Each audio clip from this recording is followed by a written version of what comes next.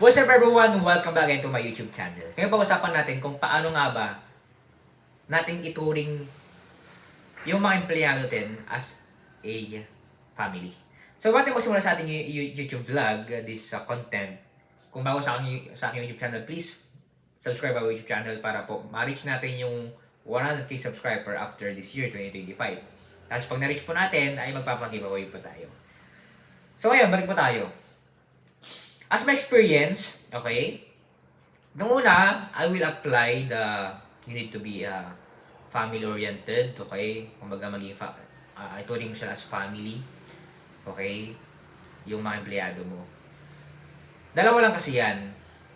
Kung merong purpose na yung business mo is, kumbaga, pag alam mo kasing mawawala, excuse me, o kaya pag may mangyayari, everything, basta yung may good purpose. Dalawa lang yan. Una, pwede mo silang mahalin, but you can expect na mawawala sila. Pangalawa, pwedeng mahalin mo sila na hindi mo sila mamahalin. Parang ang gulo, no? So, ang pinupoint ko lang naman dyan is pwede mo rin naman silang maging family. Both side. Na kahit na yung may purpose ka na may iwan mo sila or iwan ka nila, ang mahalaga doon is yung tinuring mo sila sa family. Okay? Pero hindi siya in the long term. Okay? Kasi ang empleyado, aalis at aalis yan. May pangarap yan sa buhay. Depende na lang kung magiging shareholder siya at sisikapin niya sa pagtrabaho niya. Pero in reality kasi, hindi mo sila is talagang as turing as parang pinaka-family mo na as na parang dugo, parang family mo na as dugo. Kumbaga, ang pinapoint ko lang naman is yung parang alam mo na yung dapat magiging fall down. Kung alam mo na sila ay aalis lang din, mag-iiba yung situation in the future, dapat ikaw, nakaposition ka, you are ready na pwede silang mawala, you are kumbaga, adjustable.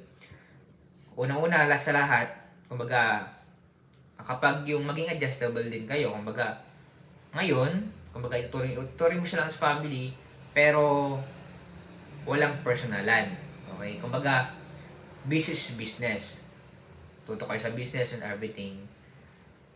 Doon lang tayo. Okay? Dahil may mga sari-sari tayong buhay, may mga sari-sari tayong sitwasyon, may mga sari-sari tayong problema. So, ang kailangan lang ang masasuggest ko lang is, kumbaga, sa akin lang kasi, ang stand ko lang kasi as my experience, mawawala sila. Okay? At meron tayong purpose. At time will come, malalaman nyo yun. Okay? Kaya abangan nyo po yung mga vlog po natin. Time will come, malalaman nyo po yun. Na, ba't ka ba nag-business, di ba? So, dapat may purpose. So, you need to know na bago mo sila i-deal, bago mo sila ituring as a family, syempre, tingnan mo rin yung ano ba yung purpose. Diba? What is the goal if you put a business? Okay?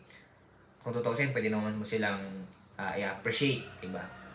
I-team building na kahit wala ka. Kasi talagang makikita mo yung reality kapag nasa position ka na as a businessman. Okay? So, kasi mawawala sila. Time will come. Yun lang naman, that's my insight, and God's give you the right, okay, decision. Bago tayo matapos tong vlog na to, meron akong ginawang negosyo reality.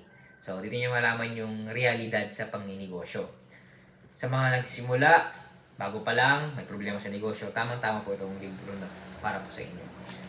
So, itong libro na to, medyo mahal, pero dito nyo malaman kung bakit mahal itong libro na to. At worth it naman. Okay? So, kung gusto nyo bumili, click nyo lang po yung Facebook page link, official po namin. Tapos, mag-order po kayo doon. Click nyo lang po yung message. Tapos, huwag nyo po kalimutan na i-like and follow kasi bago lang po yan. Dahil para lang po yan sa mga bibili po ng libro. Alright? So, salamat po sa panonood at pagsuporta sa ating pamimili ng libro. Pwede nyo naman i-display, tapos huwag nyo naman basahin. Pero, syempre, our goal is to teach people who want to build a business. Salamat po sa pag-subscribe. And dito muna tayo. God bless.